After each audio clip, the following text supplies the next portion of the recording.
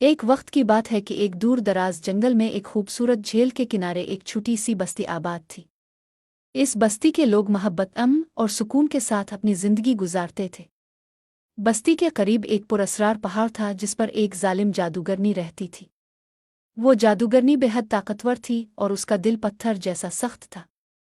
وہ لوگوں سے نفرت کرتی تھی اور اپنی جادوئی طاقت سے انہیں نقصان پہنچانے کے مواقع ڈھونڈتی رہتی تھی۔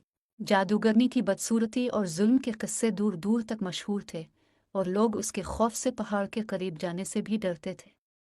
بستی والوں کا ماننا تھا کہ اگر کوئی جادوگرنی کے غصے کو بھڑکاتا تو وہ اس پر اپنے جادو کا وار کر دیتی۔ ایک دن بستی میں ایک نوجوان لڑکی آئی جس کا نام فیری تھا۔ فیری بہت نیک دل اور رحم دل لڑکی تھی۔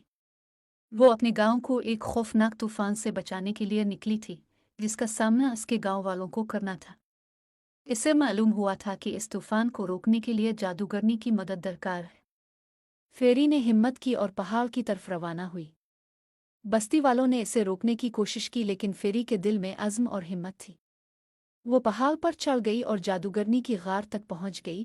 جب جادوگرنی نے فیری کو دیکھا تو اس نے ایک زوردار قہقہا لگایا اور کہا، کون ہے جو میری غار میں آنے کی جرأت کر رہا ہے؟ کیا تمہیں معلوم نہیں کہ میں کتنی ظالم ہوں؟ فیری نے بغیر کسی خوف کے کہا، میں جانتی ہوں کہ آپ کتنی طاقتور ہیں اور میں آپ سے مدد مانگنے آئی ہوں۔ میرے گاؤں کو ایک طوفان نے گھیر لیا ہے اور صرف آپ ہی اسے روک سکتی ہیں۔ جادوگرنی نے حیران ہو کر فیری کی طرف دیکھا۔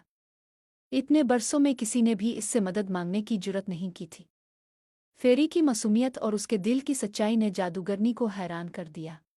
کچھ لمحوں کے لیے جادوگرنی سوچ میں پڑ گئی۔ پھر اس نے کہا، میں تمہارے گاؤں کو طوفان سے بچا سکتی ہوں لیکن اس کے بدلے میں تمہیں اپنی زندگی قربان کرنی ہوگی۔ فیری نے کچھ دیر کے لیے سوچا، پھر اس نے کہا، اگر میری قربانی سے میرے گاؤں کے لوگ بچ سکتے ہیں تو میں اپنی جان دینے کے لیے تیار ہوں۔ فیری کی قربانی اور اس کے دل کی سچائی نے جادوگرنی کے دل کو نرم کر دیا۔ اس کی آنکھوں میں آنسو آ گئے اور اس کا دل پگھلنے لگا۔ اس نے فیصلہ کیا کہ وہ فیری کی جان نہیں لے گی بلکہ اس کی مدد کرے گی۔ جادوگرنی نے اپنی جادوئی طاقتوں کا استعمال کیا اور طوفان کو روک دیا۔ اس کے بعد اس نے فیری سے کہا، تمہاری ہمت اور قربانی نے میرے دل کو بدل دیا ہے۔ اب میں لوگوں کو نقصان نہیں پہنچاؤں گی بلکہ ان کی مدد کروں گی۔ فیری نے جادوگرنی کا شکریہ ادا کیا اور واپس اپنے گاؤں چلی گئی۔ جادوگرنی نے اپنی ظالم فطرت کو چھوڑ کر نیکی کا راستہ اپنا لیا اور وہ جنگل کی محافظ بن گئی۔ یوں فیری کی بہادری اور سچائی نے نہ صرف اس کے گاؤں کو بچا لیا بلکہ ایک ظالم جادوگرنی کے دل کو بھی بدل دیا۔